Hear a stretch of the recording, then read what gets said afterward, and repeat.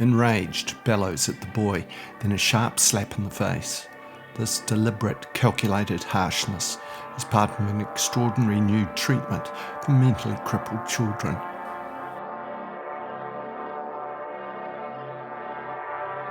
At the University of California in Los Angeles, a team of researchers is applying the precept to extreme cases. They have taken on 3 boys and a girl with a special form of schizophrenia called autism. I'm an autistic teenager who has been forced into attending court-ordered applied behaviour analysis therapy, or ABA. These are the experiences that led me to run into traffic to get away from it.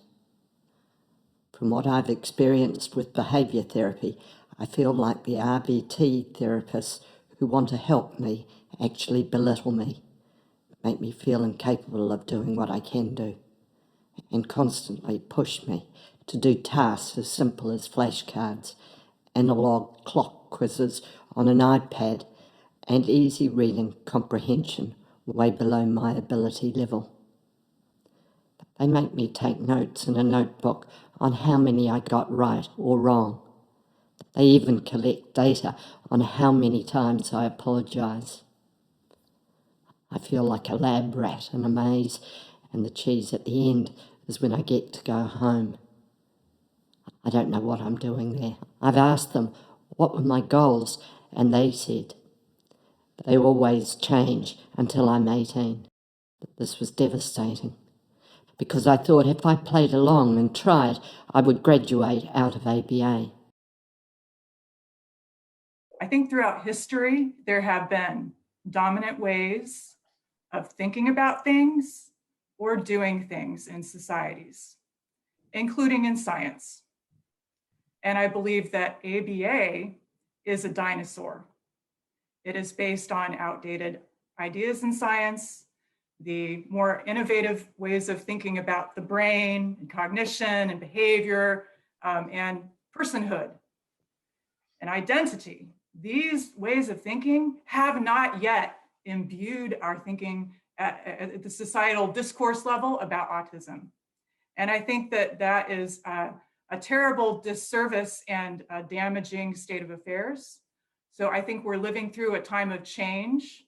We're living through a time of reflection. I think we're living through a time of a deep need for paradigm shift with respect to ABA. When you get diagnosed as like an adult, the first thing that the person who diagnosed me was like, go and read like stories of other autistic people, and there's no cure or anything you need to do. Obviously, you just need to learn how to live, and to do that, you talk to other autistic people. We don't need non-autistic people to stand as a barrier in these organizations between us, as if we can't talk to each other. ABA was actually the precursor to what later became gay conversion therapy. And so it all has the same root, this awful, evil man behaviorist, I believe named Ivor Lovaas, who believed that autistic people were not human. And he even blatantly said that. He believed that, we didn't have thoughts or feelings. And that's the evil behaviorism. It's all about, you're just your behaviors. You don't have thoughts, you don't have feelings, you don't have complex motivations for what you do. You don't have intrinsic motivations. You are just a combination of behaviors to be rewarded or punished. And some of Lovaas's punishments were especially brutal and violent, and some really violent ABA approaches are still practiced today, especially at the Judge Rotenberg Center with the constant electrocution, which is incredibly disturbing. Modern ABA practitioners will often claim, oh, well, ABA has changed, but there are multiple problems with that. Like, first of all, their organization still holds the Judge Rotenberg Center in high regard and Lovaas in high regard.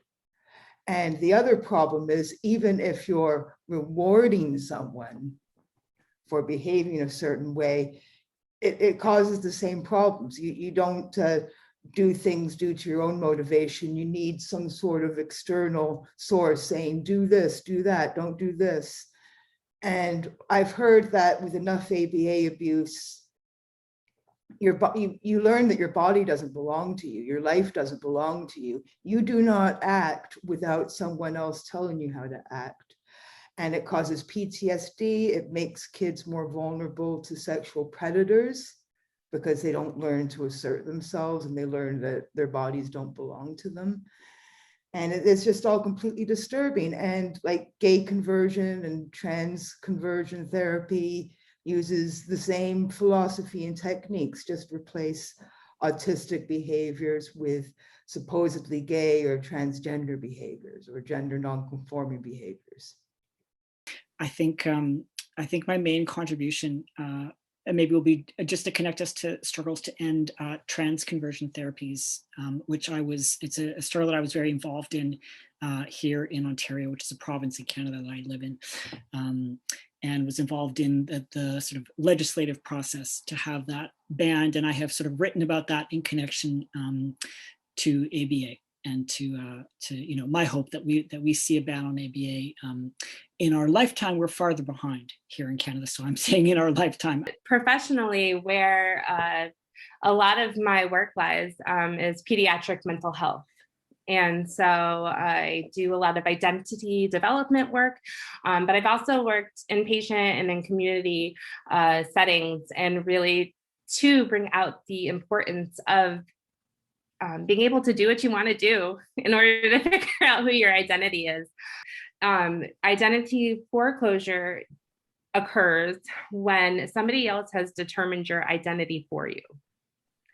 And in any type of conversion therapy, that is the goal, is to turn somebody else into the version they want. And we also know that, so we're talking about this from a pediatric standpoint of identity development. But if you look at the lived experiences of autistic adults who have gone through some type of, whether it was conversion, therapy itself, those of us like myself who grew up queer in a religious environment, people who grew up in very fundamentalist or very strict families, we know what that's like to have those demands placed on us so that we cannot show our authentic self. We know from the literature and from the experience of autistic adults that what ends up happening is a lot of mental unwellness, not because we're autistic, but because of the disconnect and the dysregulation of living in society that doesn't want us. And so one of the things that ABA is notorious for is grooming away those unwanted behaviors. Well, I want them, because behavior is communication. And how are we going to learn ourselves and be self-actualized so that we can self-determine, so that we can self-advocate without this information? So any place that doesn't allow rebellion, I don't like this, it hurts, I don't want to be, I can't be who I am, I can't move the way I want to do. No, thank you. Okay, accessibility, that's Article 9. People have the right to support. This is important from various different angles. It's important because it's about not changing me, but giving me what I need. So under this accessibility clause, which is a long one, it gives a lot of examples. Like, for example, it mentions Braille there for deaf or for blind people.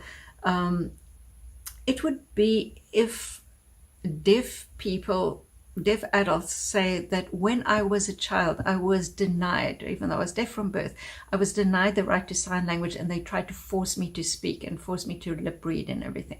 And we understand that the difference is, there's a difference when people became deaf later in life, because sometimes they actually do prefer those mechanisms. But for people who are deaf from birth, it's different. So it is unfair to think that you're benevolently helping these children by forcing them to speak. You should be giving them something which allows them access to communication, which is the sign language of the country. Otherwise, you're denying their rights. So that's how accessibility is different from what ABA tries to do. ABA tries to change the person to fit in with society. And I'm not even talking about the harsh ABA that tries to make you pass as normal. I'm talking about ABA which tries to obliterate autistic coping mechanisms for a thing and replace it with a non-autistic coping mechanism. So if you are self-harming, I understand that that could be a problem, but there are autistic ways of dealing with it, and ABA is not the thing. So many things that I want to echo and also support, like the self-determination and, centering the protest. How else do you teach self-advocacy, or how would you claim to teach self-advocacy and then not encourage the protest, not encourage not encourage this is where I'm uncomfortable, right? Because it's not about our kids fitting in, right? It's about us fitting in around them, right? I don't want these like shaved off people trying to fit into my classroom. It's not my classroom. It basically teaches you that you should live for other people. That is the biggest danger for it, is that you don't matter. And like most of us who found out and later in life that we were autistic, you basically have a crisis of conscience. A crisis of identity, because you're like, wait, who am I? Like, I've been living for everyone else for so long. Like, and then you realize that this is what's happened. And yeah, it's heartbreaking hearing like women in their 60s going, I don't know if I'll actually ever know who I am. And it's because they've been robbed of their agency. So I think it is completely inhumane, no matter how positive it looks from the outside.